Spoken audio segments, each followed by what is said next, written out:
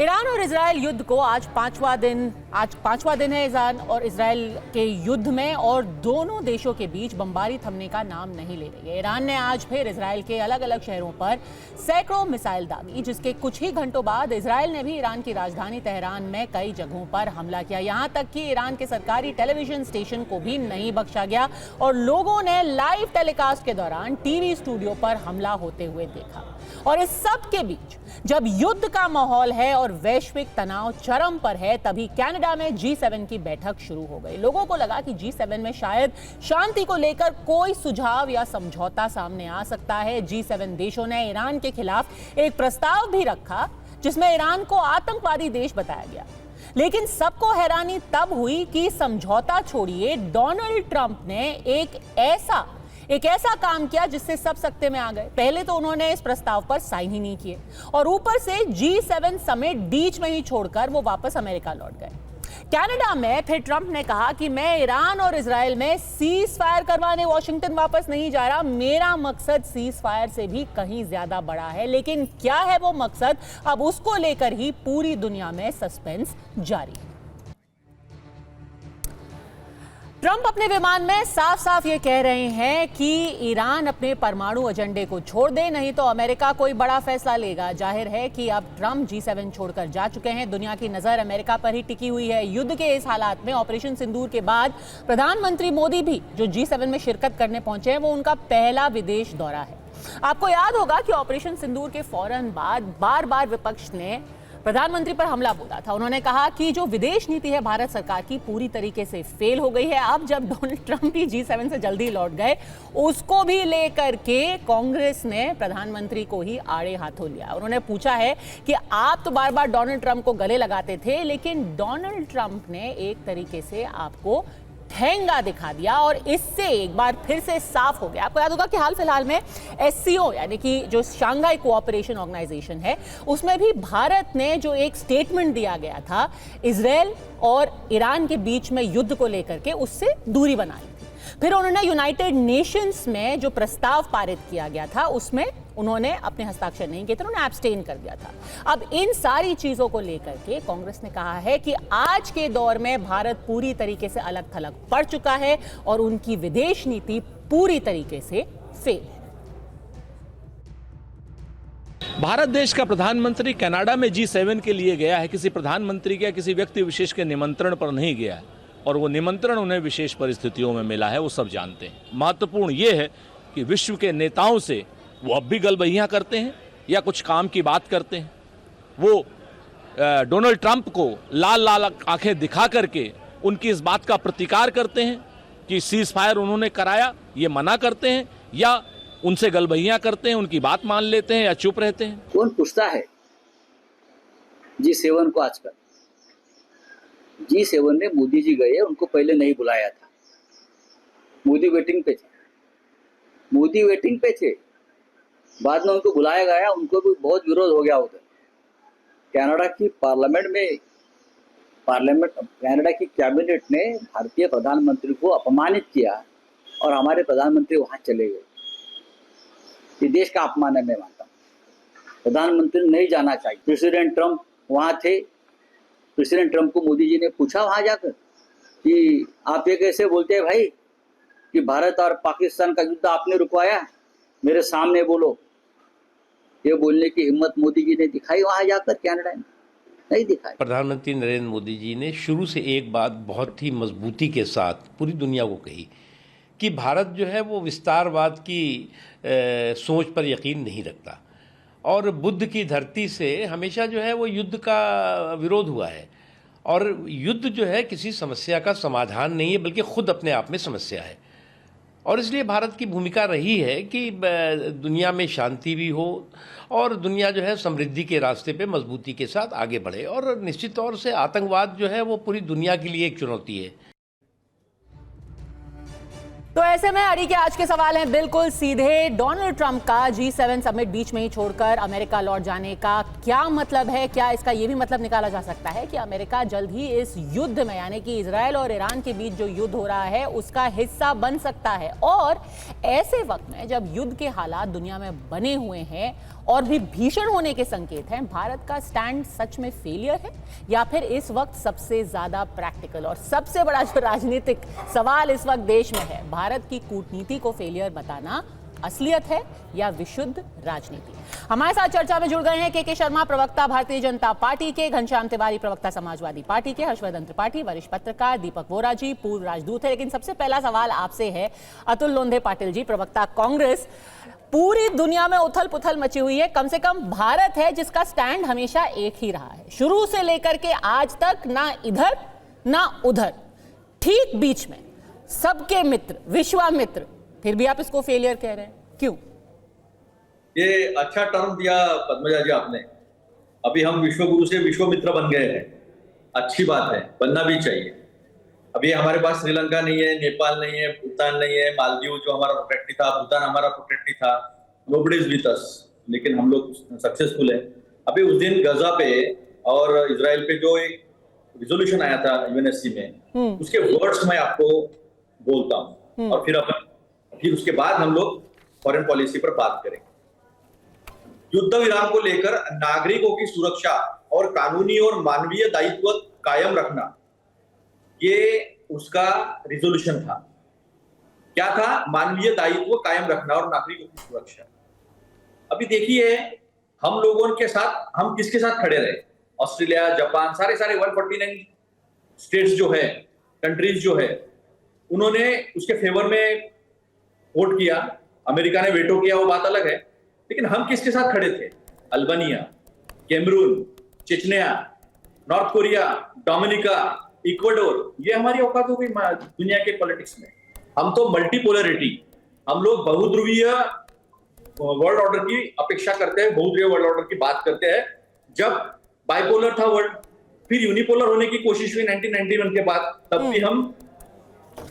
भी हम multipolar world के, बहुध्रुवीय वर्ल्ड की बात करते थे, जिसमें भारत एक अहम भूमिका निभाया करता था जी। पहलगाम के इसमें ना जापान खड़ा हुआ हमारे साथ, ना कोई कंट्री खड़ी हुई, और हमारे प्रधानमंत्री एडीबी के कांडा जी जो प्रेसिडेंट चेयरमैन है, उनसे मिलते हैं। 2 दिन के बाद पाकिस्तान को पैसा मिल जाता है, वर्ल्ड बैंक देती है, IMF देती है। इसके ऊपर भी सुनिए ना पद्मजा जी, एक मिनट, ठीक है हाँ। और उसके ऊपर एंटी टेररिस्ट कमिटी जो है यूनाइटेड नेशंस की, उसका वाइस प्रेसिडेंटशिप मिल जाता है, और तालिबान सैंक्शंस कमेटी का उनको प्रेसिडेंटशिप मिल जाता है। तो फिर हम कहां सक्सेसफुल हुए? एक आतंकी देश को हाइपरनेट करता है, हमारे साथ में खड़े करते हैं। ट्रम्प जी कहते हैं भारत और पाकिस्तान दोनों महान है। बिल्कुल नहीं, पाकिस्तान एक आतंक परस्त देश है, ठीक है, और उसको आतंक परस्त हम दुनिया में रखने में कामयाब नहीं हुए। और FATF ने जो कहा है कल, उसको झूठ तरीके से परोसा है हमारे मीडिया ने। FATF ने कहा है कि इसके लिए पैसा लगता है इस तरह के आतंकी अटैक करने को, और ये पैसा कहां से आया है, इसका खोजना चाहिए, इसे खोजना चाहिए। ठीक है, आपने फेलियर की बहुत लंबी लिस्ट दी है, लेकिन इसमें दो चीजें। पहली बात तो जहां तक कि सवाल है पैलेस्टाइन का और गाजा का, 1 तारीख मई को भारत ने अपना स्टैंड पहले ही क्लियर कर दिया था, तो ऐसा नहीं है कि उन्होंने सीज फायर को लेकर के कुछ भी गलत बोला है। ये हैं हमारे रिप्रेजेंटेटिव, ये है उनकी तस्वीर, पी हरीश, और उन्होंने security council, UN security council में जो डिबेट हो रहा था, उन्होंने साफ साफ क्या बोला? India has reiterated its commitment to working closely with all parties involved in Gaza conflict to help bring peace to the region। यानी कि हम चाहते हैं कि वहां पर सीज फायर भी हो और जितने भी वहां पर हॉस्टेज हैं उनको सुरक्षित तरीके से छोड़ दिया जाए। ये हमने यूनाइटेड नेशन के अंदर भारत ने आधिकारिक तौर पर स्टेटमेंट दिया है। लेकिन ये भी समझा दीजिए, के शर्मा जी से ही पूछ लेती हूं कि अब डोनाल्ड ट्रंप भी एक दिन पहले लौट गए। आपने इतने सारे इल्जाम लगाए, आप के शर्मा को ओपनिंग स्टेटमेंट देने दीजिए। घनश्याम तिवारी की भी बहुत यहां पर शिकायतें होंगी। देखिए, अब इतनी तो आपके फेलियर थे ही थे के शर्मा जी, अब डोनाल्ड ट्रंप को भी आपने एक दिन पहले वहां से भगा दिया, मीटिंग तक बिना किए वो चले गए। मैं पद्मजा जी क्या कह सकता हूँ? मैं तो केवल इतना कह सकता हूँ, आज की डेट पर कांग्रेस की वो हालत है आज इस देश में कि ये बेचारे जॉर्ज सोरोस के टूल किट की भाषा बोलने के अलावा कुछ बोल नहीं सकते। इनको जॉर्ज सोरोस का जो टूल किट आता है ना इस इंडिया पे, जो विदेशी षड्यंत्र का, उसी की भाषा बोलनी पड़ रही है। ये इनकी मजबूरी हो चुकी है। वो जॉर्ज सोरोस जो कहता है कि भारत के लोकतंत्र को समाप्त करने के लिए मैं अरबों रुपए दे सकता हूं, और जिसके लोगों के साथ राहुल गांधी मीटिंग करते हैं विदेश में उन षड्यंत्रकारियों के साथ, तो उनकी भाषा भारत के प्रति क्या होगी? वो तो भारत को हमेशा नीचा दिखाने के लिए कोई ना कोई भी ऐसा ही झूठ, आप कितना भी उनको दिखा दीजिए कि ये हरीश जी ने बोला, ये बोला, वो उसको कुछ नहीं मानेंगे। आप लगातार झूठों का आप सिलसिला देख रहे हैं इन कांग्रेसियों को। अभी इन्होंने एक जिक्र किया कि पहलगांव के समय भारत के साथ कोई नहीं खड़ा था साहब। जितने भी देश, रूस से लेके, फ्रांस से लेके, तमाम ब्रिटेन से लेके तमाम कंट्रियों के हेड के 23, 24 और 25 तारीख को बाकायदा बयान आए। उन्होंने भारत के आतंकवादी के प्रति जो नीति है उसका समर्थन करते हुए कहा कि भारत को यह पूरा अधिकार है। वो नहीं आया सर इनके ध्यान में। इनको पाकिस्तान परस्त, पाकिस्तान को कैसे समर्थन देना है, उसके एजेंडे को इस देश में कैसे बढ़ाना है, उसके प्रोपेगेंडा को कैसे बढ़ाना है, ये उसके समर्थन में आज भी झूठ बोलते रहते। पर ट्रंप क्यों लौट गए? यहाँ पर एक विदेश नीति के अच्छे जानकार बैठे हैं, यहाँ बोरा साहब भी हैं, एक हर्षवर्धन जी भी हैं जो जानकार हैं। यदि मैं गलत हूं तो आप मुझे बताइए कि क्या पहलगांव की घटना के बाद कितने देशों का समर्थन भारत के साथ आया?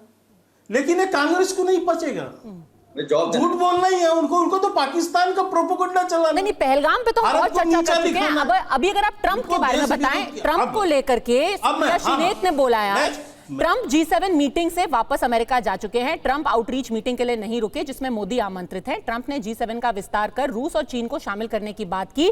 भारत को नहीं, इन्हीं को राष्ट्रपति बनाने के लिए भक्तों ने यज्ञ क्यों किया? क्या यही मोदी के फ्रेंड हैं? नहीं, मुझे देखिए, सुप्रिया सुंदे कांग्रेस पार्टी में सुप्रिया सुंदे जी को क्यों कोट करूं, लेकिन कांग्रेस पार्टी और ट्रंप, ये ट्रंप की ठेकेदारी कांग्रेस पार्टी लेके बैठे कि वो कहां जा रहे हैं, कहां नहीं पहुंच रहे हैं, कहां से भाग रहे हैं, कहां उतर रहे हैं, कहां बैठ रहे हैं। इसकी मॉनिटरिंग का काम कांग्रेस पार्टी करे, ये हमारा काम थोड़ी ना, ये भारत सरकार का काम है। ठीक है, भारत जीवन देश जो उसमें भारत को, एक मिनट मुझे बात पूरी करने दीजिए, बहुत महत्वपूर्ण बात है। विदेश नीति पर ऐसे चर्चा नहीं होती है, हो सकती पन्ना जी, उसके यहाँ बोरा साहब बैठे हो, समझते हैं कि जब प्रधानमंत्री विदेश प्रवास पे हो या जो भारत की विदेश नीति है उसको टीवी में क्रिटिसाइज नहीं कर सकते आप बैठ के। ये हमने भी कभी पिछले 10 वर्षों के अंदर में कभी भारत की विदेश नीति को लेके ऐसा कोई बयानबाजी नहीं किया। ये अलग बात है कि कांग्रेस उस नीति को तोड़ते हुए उसको ये प्रोपेगेंडा को बढ़ाना होता है। पर मैं ये कह रहा हूं कि पहली बार 1973 में G7 की मीटिंग का सिलसिला चालू हुआ, 50 साल से चल रहा है। जहां तक मेरी जानकारी है कि अटल बिहारी वाजपेयी जी के बाद 2019 से ये 6वीं या 7वीं बार प्रधानमंत्री मोदी जी इस बैठक में भाग ले रहे हैं। लेकिन कांग्रेस को इससे कोई लेना, वो तो हमेशा लेट बुलाया जी, बुलाना ही नहीं चाहते थे जी, विरोध हो गया। अरे वो कनाडा जो हमारा लगातार विरोध अभी तक कर रहा था, उसकी नीतियों में इतना बड़ा परिवर्तन आना कि वो भारत के प्रधानमंत्री को उस बैठक में विशेष रूप से आमंत्रित कर रहा है, वहां सत्ता पलट हो जाती है और पिछले 2019 से लगातार बुलाया जा रहा है। ठीक है, तो दीपक बोरा जी उपलब्धि नहीं है साहब, कितना प्रोपेगेंडा है ये कहना कि भारत बिल्कुल अकेला अलग थलग पड़ गया है। तो मैं ऐसे नादान लोगों के विचारों पर क्या टिप्पणी करूं? इन्होंने सिर्फ हमको गाली देने की इतनी समझ नहीं है आज की डेट पर, गाली देने के बजाय जवाब लीजिए मुझसे 10 सेकंड में। अरे आपसे लोग बस सबको ओपनिंग कमेंट तो देने दीजिए। एक ओपनिंग कमेंट, बचाओ। एक सेकंड के शर्मा जी, एक सेकंड। दीपक बोरा जी समझते हैं, आप कह रहे हैं ना वो वहां पर फॉर्मर डिप्लोमैट है, उनको समझ है इन चीजों की। बोरा जी को मैं अच्छे से जानता हूं सर, फिर आप दोनों के बीच में ही जुगलबंदी चलती रहेगी ना, फिर बाकी लोग बैठे रहेंगे। कम से कम घनश्याम तिवारी जी को, दीपक बोरा जी को, हर्षवर्धन जी को ओपनिंग स्टेटमेंट तो देने दीजिए। अतुल जी, के जी, उन्होंने कुछ बात ही नहीं की ना। उन्होंने क्या बात किया है? उन्होंने कांग्रेस को गाली देने के बजाय और बात क्या की है? उन्होंने कुछ बात की है? ठीक है, आपका ही जो चार्ज है, आपका इल्जाम है, हमें करोड़ खर्चा किया। अरे देहाती औरत की भाषा सुन चुके हो आप? नमस्ते ट्रम्प किया जिन्होंने, देहाती औरत किसने कहा है आपके प्रधानमंत्री को? झुग्गी बस्तियों को सफेद कपड़े से ढक लिया उन्होंने, जिन्होंने अहमदाबाद में, वो हमें बता रहे। ठीक है, एक सेकंड, दीपक वोरा जी आप बताइए। देखिए यहाँ पर लोगों को शिकायत है कि हमने उनको लेकर के इतनी दरियादिली दिखाई, उनके लिए नमस्ते ट्रम्प किया और वो हमारे लिए रुके भी नहीं वहां पर। हमारी विदेश नीति का फेलियर है क्या ये? बहुत धन्यवाद मैम, हमारी हूँ कि आपने ये मौका दिया है आपसे सीखने का। Thank you very much. आपका चैनल बेमिसाल है, यू योरसेल्फ आर आउटस्टैंडिंग। अब मैं ये पॉलिटिकल जुगलबंदी जो आपने कहा मैं उसको सुन रहा था। मुझे नहीं मालूम था कि ट्रम्प साहब G7 में गए हैं केवल भारत के प्रधानमंत्री से मिलने के लिए। वो तो और मौके मिलेंगे, वो तो G7 की मीटिंग पे गए थे। फिर मैं आपको ये भी बता देता हूँ कि ग्रुप ऑफ 7 की जो स्थापना हुई थी, आप जानते हैं पहले G4 था, फिर G5 बना, फिर G6 हुआ, फिर कनाडा ने हाथ पैर जोड़े, फिर G7 बना दिया, G8 भी बन गया था, रूस आया था उसको निकाल दिया था।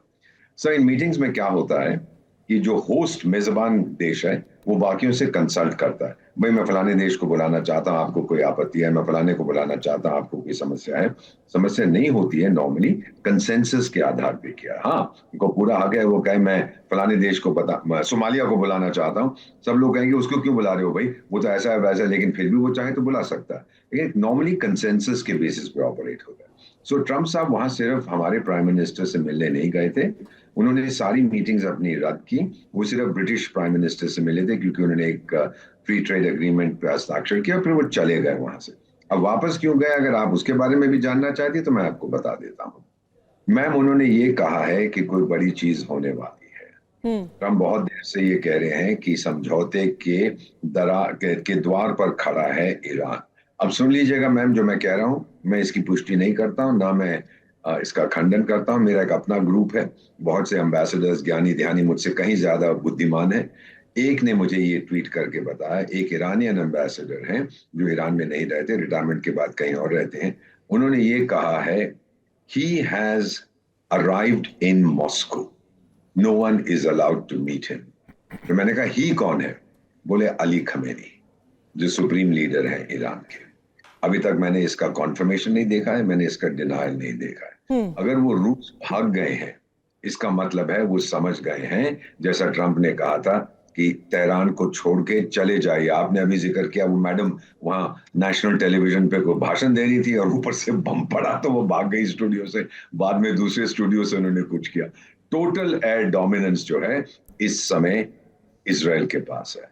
आबादी बहुत ज्यादा है तेहरान की, करोड़ों में है, वो सब भागने की कोशिश कर रहे हैं। क्यों? ट्रम्प साहब ने जो कहा है कि आई एम गोइंग बैक, क्योंकि बहुत बड़ी चीज होने वाली है। ये बड़ी चीज ये है, अभी तक तो इजराइल ने सिर्फ हवाई हमले की, मुझे 52 साल हो गए कूटनीति में, मैं ये स्टेप समझता हूँ। अभी तक उन्होंने सिर्फ एयर से हमला किया, टोटल एयर डोमिनेशन। लेकिन जो वहां पे एनरिच्ड यूरेनियम के जो कैनिस्टर्स पड़े हैं उनको भी निकालना है। नेक्स्ट स्टेज ये होगा ग्राउंड असॉल्ट। अभी तक इजरायली आर्मी ने कुछ नहीं किया, एयरफोर्स ने किया, नेवी ने कुछ नहीं किया। जाएंगे, उनको ले आएंगे, उनको नष्ट कर देंगे, ये उनका उद्देश्य है। ठीक है। ईरान क्यों चाहता है न्यूक्लियर वेपन्स, ये फिर अलग से मैं आपको बताऊंगा। बिल्कुल, तो उनका उद्देश्य जो था उसके लिए वो G7 से बीच में चले गए घनश्याम तिवारी। अब इससे भारत की फजीहत होना, ये कह देना, ये कहां तक सही है? ये तो राजनीति है, ट्रम्प का अपना अलग कुछ मकसद है, उसके लिए उनको जाना था, वो चले गए। नमस्कार पद्मजा जी, आपको, दर्शकों को और को पैनलिस्ट को। 15 जून को डोनाल्ड ट्रंप इस समिट में जाने से पहले कहते हैं, Iran and Israel should make a deal and will make a deal just like I got India and Pakistan to make. In that case, by using trade with the United States to bring reason, cohesion and sanity into talks between two excellent leaders. एक देश जिससे आने वाले आतंकवादियों ने दुर्दांत तरीके से निरीह लोगों की हत्या कर दी, पूरा देश, पूरा भारत आहत था, उस देश के नेताओं को, उस देश की आर्मी को लगातार एक्सेलेंट कहना, ग्रेट लीडर्स ऑफ पाकिस्तान कहना, और भारतीय जनता पार्टी की क्या नीति है? चुप। 11 साल से हम कह रहे हैं कि मोदी जी सुनते नहीं हैं। पहली बार मुझे दुख हो रहा है, ये आश्चर्य भी हो रहा है, ये आरोप लगाते हुए कि मोदी जी बोलते भी नहीं हैं। राजनाथ सिंह जी ने या तो संन्यास ले लिया है या संन्यास लेने का तय कर दिया है। Minister of state for defence ने कुछ बोला नहीं है। और मैं सेना के परिवार से आता हूं, मुझे तो आश्चर्य होता है कि हमारी पॉलिटिकल लीडरशिप इतनी खामोश बैठी है और इस चीज को, ये this is the big gorilla in the room. आप इसको नजरअंदाज नहीं कर सकते कि जिस तरीके से डोनाल्ड ट्रंप प्रतिदिन दुनिया भर में घूम घूम के बता रहे हैं कि उन्होंने मोदी जी को, जिन्होंने कहा था देश नहीं बिकने दूंगा, व्यापार का लालच देकर के ग्रेट लीडर्स ऑफ इंडिया और पाकिस्तान को एक। पर घनश्याम जी, उनकी बातों में सच्चाई कितनी है? जिसके खुद के घर में आग लगी हुई है वो उसको नहीं सुलटा पा रहे, वो दुनिया भर में कहां ही आग बुझाने जाएंगे? वो कह रहे हैं मैंने ये खत्म कर दिया, मैंने उसको खत्म कर दिया, मैंने इनके बीच में डील करा दी, कहीं तो हो नहीं रही है डील। उल्टा वो इमैनुअल मैक्रोन को कह रहे हैं, इमैनुअल मैक्रोन को कुछ पता नहीं क्या चल रहा है, वो आदमी बेवकूफ है, वो आदमी मूर्ख है। बात बताइए, आप उनकी सारी बातों को मानते हैं जो डोनाल्ड ट्रंप कह रहे हैं आज? मैं कह रहा हूं मोदी जी और भारतीय जनता पार्टी इतनी ताकत होने के बावजूद, 11 साल पूरे होने के बावजूद संसद का विशेष सत्र बुला नहीं सकते। रक्षा मंत्री ने मौन व्रत धारण कर लिया है, संन्यास लेने का तय कर लिया है, जो भी कर लिया है। विदेश मंत्री की का प्रेस कॉन्फ्रेंस कुछ खास हो नहीं रहा है, प्रधानमंत्री प्रेस कॉन्फ्रेंस करते नहीं है। ट्रंप झूठ बोले सच बोले अलग बात है। हाँ। मोदी जी कुछ बोले तो सही। अच्छा, आप एससीओ में आपकी आवाज सुनाई नहीं देगी, यूनाइटेड नेशंस में आपकी आवाज सुनाई नहीं देगी, और ये कहना कि हम निष्पक्ष खड़े हैं। दुनिया बेवकूफ नहीं है। दुनिया की नजर में और भारत के लोगों की नजर में ये दिखाई दे रहा है कि आप अपने एक्शन से आप इजराइल के साथ खड़े हैं, आप अपनी कथनी में किसी के साथ भी खड़े हों, लेकिन आप लगातार अपने एक्शन से इजराइल के साथ। घनश्याम जी, जब हमने स्टेटमेंट देकर के बोला है कि हम सबके उतने ही करीब हैं, हम जितना करीब इजराइल के हैं उतना करीब पैलेस्टाइन के हैं, हम पैलेस्टाइन को एड भेजते हैं, और अगर ये बात सच है कि हम इजराइल के करीब है और ईरान के नहीं, आपको पता है कि ईरान की सरकार की मदद से हम वहां फंसे हुए अपने बच्चों को निकाल रहे हैं, और ये तो तस्वीर है, ये तो हाथ कंगन को आरती के तो दिख रहा है कि ईरान की सरकार की मदद से हमारे वहां जो नागरिक फंसे हुए हैं उनको हम वापस अपने देश ला रहे हैं। एक बात बताइए, पिछले 2 साल से मोदी सरकार और योगी सरकार तरह तरह के प्रचार के माध्यम से भारत से युवकों को, मजदूरों को इजराइल भेज रही थी। किसी ने एक शब्द सुना उनके बारे में? जिस तरीके से भारत के स्टूडेंट्स को अमेरिका में प्रताड़ित किया जा रहा है, एक शब्द किसी ने बोला? जिस तरीके से भारत के H1B वर्कर्स अमेरिका में प्रताड़ित हो रहे हैं, एक शब्द किसी ने बोला? देखिए, डर कर चुप रहना जो है मोदी जी का एक तरीका हो सकता है, लेकिन ये भारत की विदेश नीति को कमजोर करता है। और जितनी बार ट्रंप बोलेंगे और भारतीय जनता पार्टी कहेगी अरे ट्रंप झूठ बोलता है, के शर्मा जी के बोलने से क्या होता है? ठीक है हर्षवर्धन जी, यही कमजोरी है, कुछ ना बोलना, स्टैंड ना लेना, ये भी एक अपने में कमजोरी है। नहीं, मुझे तो आश्चर्य हो रहा है, या तो सब कुछ तय कर लिया है कि विदेश नीति पर बोलते समय भारत के विदेश मंत्री, भारत के पेट्रोलियम मंत्री, भारत के विदेश सचिव, भारत सहित दुनिया के हर बड़े मंच पर जो बोलते हैं उसको हम सुनेंगे नहीं। जब रशिया से हमने ऑयल लेना शुरू किया तो साफ साफ कहा, और हरदीप पुरी जी का और डॉक्टर एस जयशंकर का वो बयान दुनिया में हथौड़े की तरह उन ताकतों के सर पर लगा जिनको लगता था कि भारत को हम अपने लिहाज से तय करा सकते हैं। आदत थी उनकी पुरानी, उनको लगता था कि हमारे हिसाब से देश चल देगा। हमने तय किया, हम करते हैं। लाख हम कहते रहे कि अमेरिका दबाव बनाता है, लेकिन हमने तो ईरान के साथ अपने रिश्ते रखे, अमेरिका तो नहीं चाहता था। अमेरिका जो आज कर रहा है ये ठीक वही हुआ कि किसी के घर में न्योता है और उसके यहां कोई मेहमान आया, वो जल्दी चला गया, तो दूसरे मेहमान से कह रहे यार तुम्हारी इज्जत चली गई। गजब बेशर्मी की बात है, कुतर्क के पहाड़ पर बैठे हुए हैं। मतलब मुझे बड़ा आश्चर्य हो रहा है, कई बार डिबेट में जब कुछ अच्छे पॉइंट आते हैं तो लगता है कि हाँ कुछ अच्छी डिबेट होगी। ये फॉरेन पॉलिसी पर डिबेट हो रही, G7 की बैठक है, अमेरिका जैसा देश जो उसका लीडरशिप है, दुनिया का दादा है, वो सबसे शक्तिमान देश है। मार्क कार्नी अभी हुए हैं, उसके पहले जस्टिन ट्रूडो को क्या कहा, फिर ऑफर किया कि 51वां स्टेट बना दे, वहां से जाके लौट गया। तो कनाडा की बेइज्जती हो सकती है, G7 मंच की बेइज्जती हो सकती है, भारत की कहां से आ गई? गजब का तमाशा बना रखा है। ये विदेश नीति समझ रहे हैं, और ये कांग्रेस पार्टी का ये बयान है विपक्षी पार्टियों का। ये वही तरीका है। मालदीव इंडिया आउट कैंपेन चलती थी, हुआ, उसके बाद क्या हुआ? मालदीव तो हमारे साथ सारे रिश्ते बना के रख रहा है। श्रीलंका कह रहे वहां तो तख्ता पलट हो गया, अब कम्युनिस्ट नेता आ गया है, अब तो भारत से कुछ करेगा नहीं। सबसे पहले वो आते हैं और कहते हैं कि हमारे प्रधानमंत्री नरेंद्र मोदी के साथ, भारत के साथ जो रिश्ते हैं, हमारी जमीन भारत के खिलाफ नहीं उपयोग होगी। नेपाल में उस तरह की स्थिति हुई। नेपाल में क्या क्या किया गया, वहां की जो हिंदू राष्ट्र था उसको कमजोर करने के लिए, उसकी चर्चा मैं नहीं करूंगा। लेकिन जब आया कहा गया अरे मोदी सरकार की नीति फेल हो गई, नेपाल से हमारे रिश्ते उसी तरह के। सवाल ये नहीं कि भारत कहां खड़ा है, सवाल ये है कि दुनिया को जिस बात का एहसास है वो भारत की विपक्षी पार्टियां क्यों एहसास नहीं कर पा रही।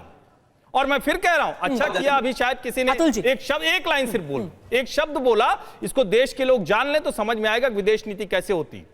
अभी अतुल जी या किसी ने कहा देहाती औरत शब्द बोला था, 2013 में नवाज शरीफ के साथ बातचीत के बाद पाकिस्तान के टीवी पत्रकार ने दावा किया था कि नवाज शरीफ ने मनमोहन सिंह जी को देहाती औरत कहा। क्यों कहा कि वो बराक ओबामा से शिकायत कर रहे थे कि अरे नवाज शरीफ बड़ी बदमाशी करता है, उसको जरा रोको। अब ये सब चर्चा आज सब भूल गए। नरेंद्र मोदी उस वक्त प्राइम मिनिस्टीरियल कैंडिडेट थे। उन्होंने कहा कि किसी की हैसियत नहीं हो सकती है कि 125 करोड़ के देश के प्रधानमंत्री को कोई इस तरह से बोले, और पत्रकारों को भी जो उनके साथ थे उनको शर्म आनी चाहिए। ये होती है डिप्लोमेसी, ये होती है फॉरेन पॉलिसी। और आज जो हो रहा है विपक्ष उसका ठीक उलट कर रहा है, देश इसको देख रहा है। कुतर्क के सहारे राजनीति। अतुल जी, नहीं, ऐसा है कि कोई बेशर्मी से कोई चाटुकारिता करे और जिसको विदेश नीति का भी नहीं समझे, तो वो उसकी जो है ना, अपनी खुद की इज्जत और खुद की बेशर्मी जो है, अटैक मत कीजिए, फैक्ट्स पे बात फैक्ट्स पे बात कर रहे हैं। सुनिए एक लाइन तथ्य तो नहीं, हर्षवर्धन जी मैं अभी बात कर रहा हूँ, आपके बीच में बोला नहीं मैं। हर्षवर्धन जी, मैंने आपके बीच में बोला नहीं। आपने जितना कहा कि केवल कांग्रेस को कहा, बीजेपी का प्रवक्ता कहता है तथ्य पर बात कर रहा हूँ, आप तथ्य पर बोल दीजिए और उसके बाद आप कहिएगा, मैं उसको स्वीकार करूंगा। लेकिन आप सारे कांग्रेसी प्रवक्ताओं की अब शब्दों के अलावा कोई आदत नहीं। आपसे ज्यादा समझता हूँ फॉरेन पॉलिसी, कोई शब्दों के अलावा आप कुछ बोल ही नहीं पाते। मैंने तथ्यों में बताइए, श्रीलंका हमारा दुश्मन है, चाटुकारिता बंद कीजिए, मालदीव दुश्मन है, हमारी बात सुनिए।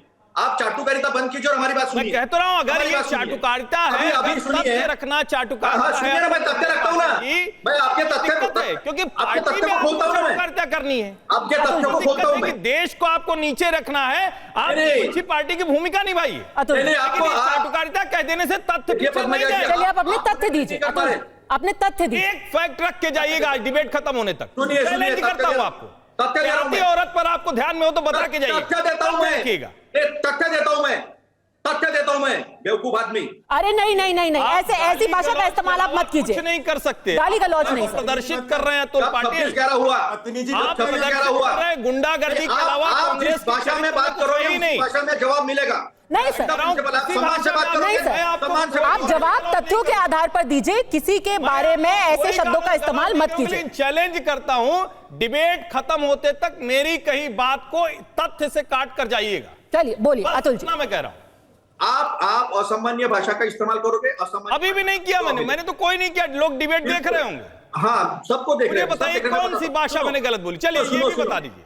सुनो 26/11 में 9 आतंकवादियों को हमने यही ढेर किया था। कोई भाग कर नहीं गया था, धर्म पूछकर मारकर हमारी 22 बहनों को विधवा कर कोई भाग कर नहीं गया था। और कसाब को पकड़कर तो भाई फिर आप घुमा रहे हैं विदेश नीति पे बोलिए, विदेश नीति पे। मैं विदेश नीति की बात कर रहा हूँ, हर्षवर्धन त्रिपाठी जी बात एक भी अपशब्द आपको कहा हो वो बताइए, और जो मैंने तथ्य कहा उसको काट के दिखाइए। हाँ, काट को दिखा रहा हूँ मैं। तथ्य क्या है? एक लाइन नहीं बता पाएंगे। मैं जानता हूं आप पढ़ लिख कर आए, इतनी डिबेट में साबित हो। आपसे ज्यादा पढ़ा लिखा हूं मैं। पढ़े लिखे होंगे लेकिन आज नहीं पढ़ लिख के आए, आज दिख रहा है। मैं बता रहा हूँ। अरे बात सुनोगे नहीं तो बीच बीच में टोकोगे तो लोगों को पता चलेगा अनपढ़ आदमी अपना अनपढ़ता छुपा रहा है।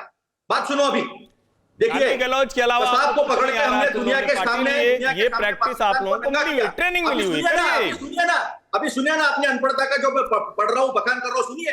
तो सबसे पहली बात, ओबामा जी ने ये पाकिस्तान को वहां से बताया था। Obama was the president of America.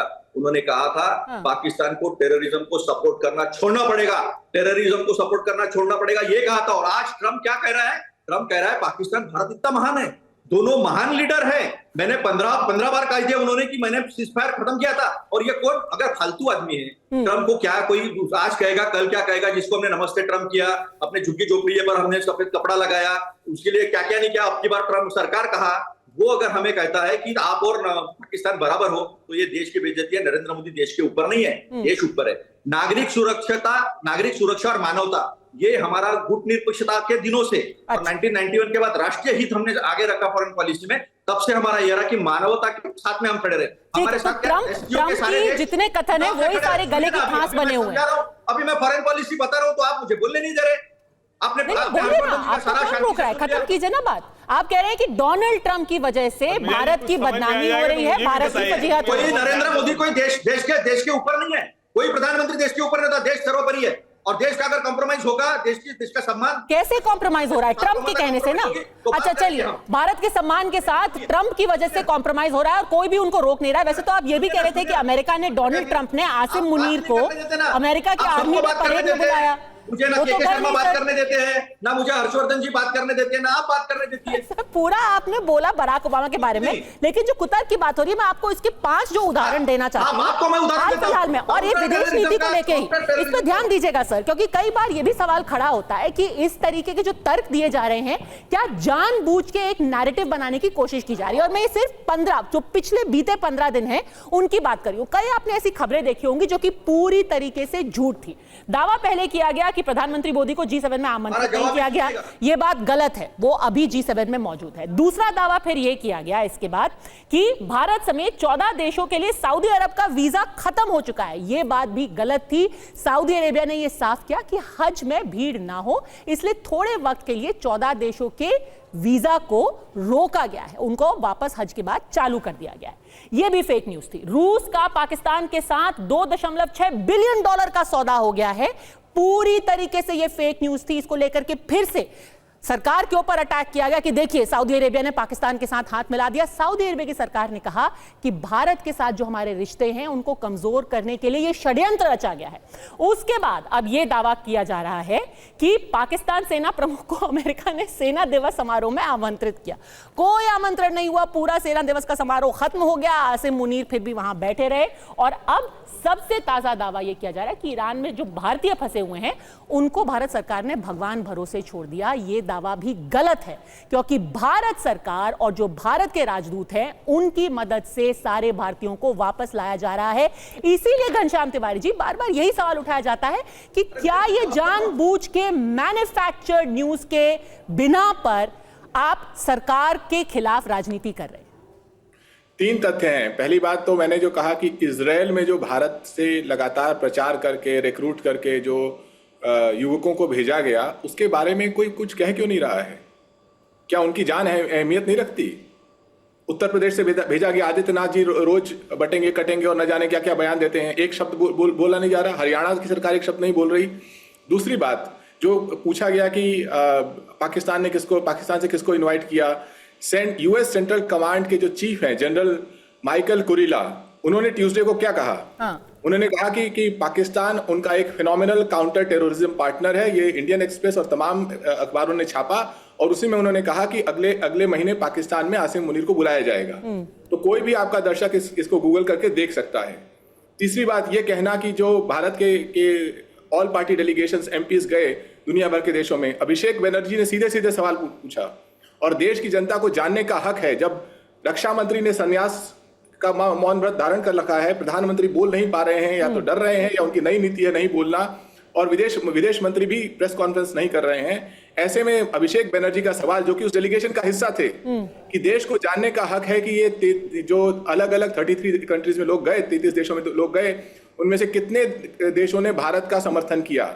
यहां पर लंबी लंबी बातें कह करके ये बात घुमा देना कि डोनाल्ड ट्रंप का हर रोज ये कहना कि हमने व्यापार के माध्यम से भारत पाकिस्तान का युद्ध रुकवा दिया, ये बात न हर्षवर्धन त्रिपाठी जी लोगों के जहन से गायब कर सकते हैं, न के शर्मा गायब कर सकते हैं, कोई गायब नहीं कर सकता। होना भी नहीं चाहिए। के शर्मा इसका जवाब दीजिए, इसका जवाब दे दीजिए। अमेरिकी जनरल जो है कहते हैं Pakistan is our great partner.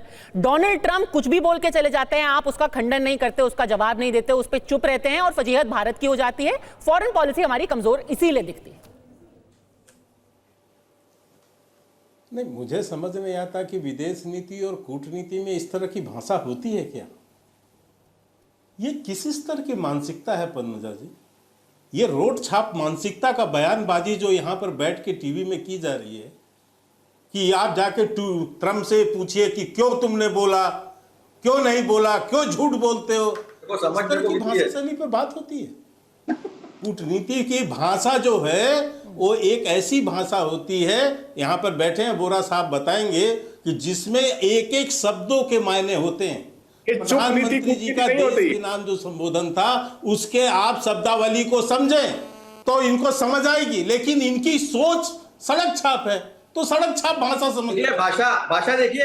नहीं कहने में आज भाषा की मर्यादा सब रखेंगे प्लीज। एक मिनट सर, भाषा फिर हमारी, मैं मर्यादा ही कह रहा हूँ। सड़क भाषा में बात करोगे, जवाब उसी भाषा में मिलेगा। ये सड़क छाप भी सोच है तो क्या करूँ? नहीं, आप सड़क छाप नहीं, आप दलित हो। मैं बीच में नहीं बोलता। आप सड़क छाप नहीं है, आप चकोरी हो, चकोरी हो। मैं क्या बोलूं? आप छपरी हो, छपरी हो, आप उसको बंद कराइए, छपरी हो, प्लीज आपके लोगों को प्लीज, मैं आप दोनों से रिक्वेस्ट कर रही हूँ, तू मैं मत पढ़िए,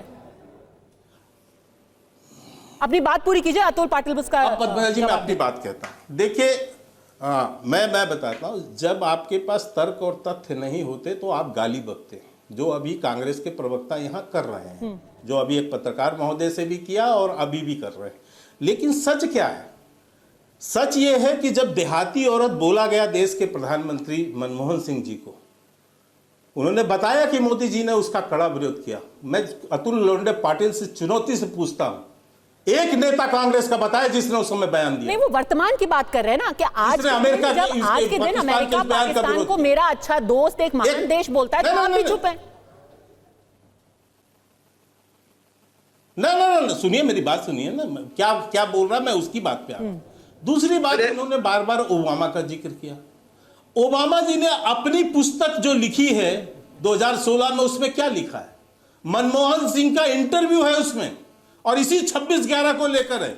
और जिस 26/11 के इंटरव्यू में वो लिखते हैं कि मनमोहन सिंह ने कहा कि हम पाकिस्तान पर हमला इसलिए नहीं किए क्योंकि भारत को फायदा होता, इससे भाजपा को फायदा होता, गलत बात, राजनीतिक फायदा होता, इसलिए मैंने नहीं किया। यह ओबामा ने लिखा। अमेरिका का आप अभी ओबामा जी को कोट करके प्रशंसा के गीत गा रहे हैं। मैं पूछता हूं, आप चैलेंज कर दो ओबामा जी, आप ओबामा की पुस्तक को चैलेंज करो। और तीसरी बात, त्याग, मैं बार बार ये कह रहा हूं कि आप भारत को, अभी आप विदेश नीति की चर्चा कर रहे हैं। पद्मजा जी, कांग्रेस पार्टी को मेरा एक सलाह है, विदेश नीति की चर्चा बाद में कर लीजिएगा, पहले कांग्रेस पार्टी की नीति पहले आप तय कर लीजिए कि आपको सरकार का विरोध करना है, मोदी जी का विरोध करना है, या देश का विरोध करना है। बताइए अतुल जी। आपके हर बयान विदेशों में डोजियर बन के जा रहे हैं, तो आपको समझना पड़ेगा। पहले आप अपनी पार्टी की नीति तय कीजिए। विदेश की नीति तय करने की अभी आपको देश ने जनमत नहीं दिया है, अभी आपको जनमत नहीं दिया है। आप अपनी पार्टी की नीति तय कीजिए। आपकी पार्टी किस तरह टुकड़े में बट रही है, आपस की नीति तो बन नहीं रही है आपकी। नहीं, वो विपक्ष में सवाल तो करेंगे ना, हर नीति पर सवाल करेंगे, वो सरकार की हर नीति पर सवाल करेंगे। अतुल जी, नहीं, आप सवाल कीजिए। समझ देखिए पद्मजा जी, विपक्ष का काम सवाल करना है, लेकिन देखिए बोलने नहीं दिया जाता है पद्मजा जी, होता है। जब सच बाहर निकलता है तो बोलने नहीं दिया जाता है। 60 साल ठीक है अतुल लोंडे पाटिल, क्या विदेश नीति पर राजनीति करना सही है, और क्या आप देश को ही एक तरीके से उसको, जो उसके इंटरेस्ट है, उनको आप हार्म कर रहे हैं? देखिए, देश के इंटरेस्ट हार्म हो रहे हैं, इसलिए हम उंगली रख रहे हैं। नेपाल कहता है तीन गांव जो है, वो 3 गांव उत्तराखंड के हमारे हैं, हम चुप बैठते हैं। अभी जो अमेरिका ने जो मैप छोड़ा है पूरा, उस मैप में कश्मीर जो है वो पूरा का पूरा पाकिस्तान में दिखाया, हमने सवाल खड़ा किया। देश के सार्वभौमता और स्वाभिमान की बात है। अब बीजेपी का छोड़ दीजिए, कर्नाटक ने दिखाया, बीच में नहीं बोला, कर्नाटक सरकार नहीं बोला। देखिए पद्मजा जी, ये आपका कर्नाटक सरकार दिखा चुका है, उसके लिए क्या किया? सामने आती है तो इनको, आप जम्मू कश्मीर को आप पाकिस्तान में दिखा चुके हैं, कर्नाटक से जारी हुई तस्वीर है, पिंजरे में खड़ा किया। लेकिन शशि मैं बता दिया आपको, आप अमेरिका की बात कीजिए, प्रफुल्ल आप कर्नाटक सरकार की बात कीजिए। प्रफुल्ल पटेल को कहा था ये इकबाल मिर्ची का दोस्त है, इकबाल मिर्ची का भागीदार है, ये इनके साथ में भी अलायंस में। इन्होंने सुधाकर बड़गुजर आज ही इनके पार्टी में आया है, सलीम कुत्ता जो इनका गुर्गा है दाऊद का, उसके साथ उसके पार्टी में नाचते हुए दिखाया, उसके ऊपर ऑब्जेक्शन लिया, उसके ऊपर केस डालने की कोशिश की, आज वो बीजेपी पार्टी में चला गया है। तो इनकी नीतियों का जो है हमें ना सिखाया, आपका मैंने शांति से सुना। ठीक है, तो आप कह रहे हैं कि आपका हक है और आप देश हित में ये सारे सवाल पूछ रहे हैं। कितना ये देश हित है और कितना ये राजनीति है, ये मैं आप पर छोड़ती हूँ। वक्त की कमी है। आप सबका बहुत बहुत धन्यवाद अरीमा हमसे जुड़ने के लिए।